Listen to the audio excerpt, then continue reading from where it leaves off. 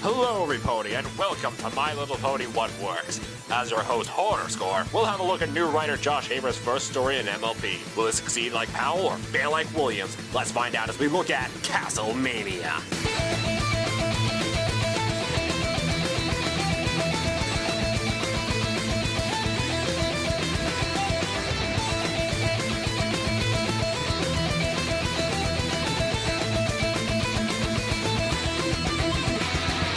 After the season premiere, Twilight is struggling to figure out what's in the box since none of her books or the books in the Candlelight Library have anything on the subject.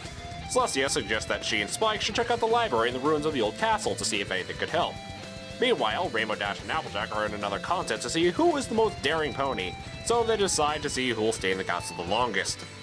At the same time, Rarity requires the help of Fluttershy to get design ideas from the tapestries and restore them. And while that's all going on, strange things are happening in the castle, possibly caused by the fabled Pony of Shadows. Now, can you see a problem here? Too much plot. Okay, it's not that the stories are overabundant, I mean, we only have 3. Rather, I've seen better transitions on the Long Island Expressway. The cuts between side stories are way too fast and they barely connect. Let's compare this to Voice's favorite episode, Magic Duel. We had 2 plots going back and forth, but they transitioned perfectly.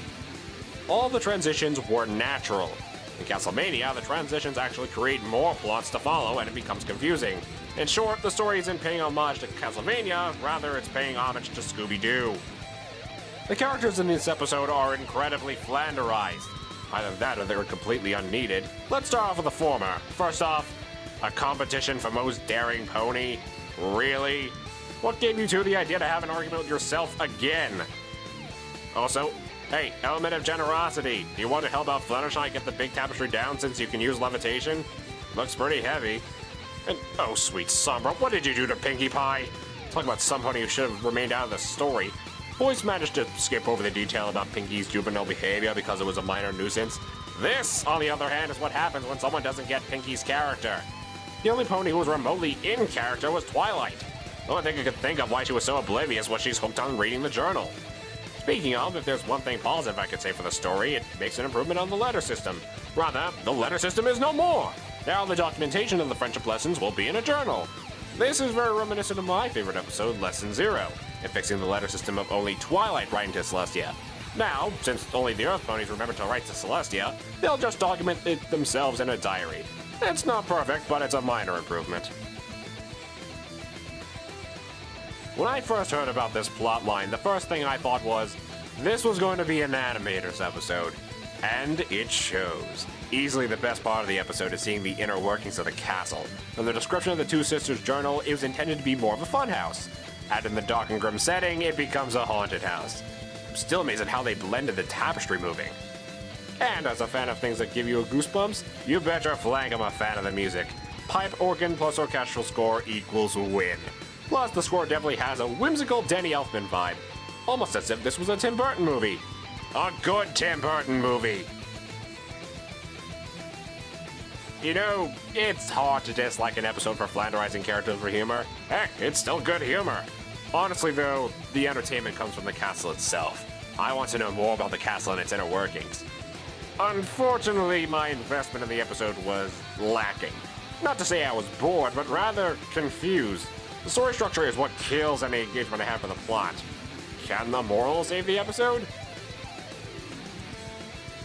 Oh my word, these morals were tacked on. I'm not saying the morals are bad. I like the idea of not letting your imaginations run wild or learning about the past to know the future. Actually, that last moral may play into the story arc. The problem is the moral seemed like an afterthought. Although I can say it's not as bad as... Wait. A story driven on superstition, the girls acting out of their element, Twilight remaining in the right.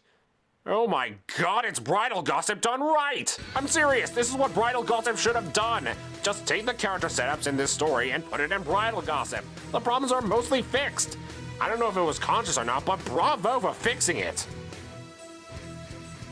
So now we recap.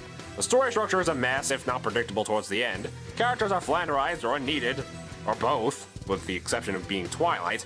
Animation and music fit the setting. Humor was good, but investment was lacking. The morals are good, but feel last minute. But admittedly, it makes good improvements to worst episodes, so I give it a pass. Final score, 2.5 stars out of 4. An okay start for the new writer, but I do see potential. This is Horror Score, and... Ahem! Oh, hello. What brings you here? Well, I was about to do my Castlevania review, but apparently someone already did it before me.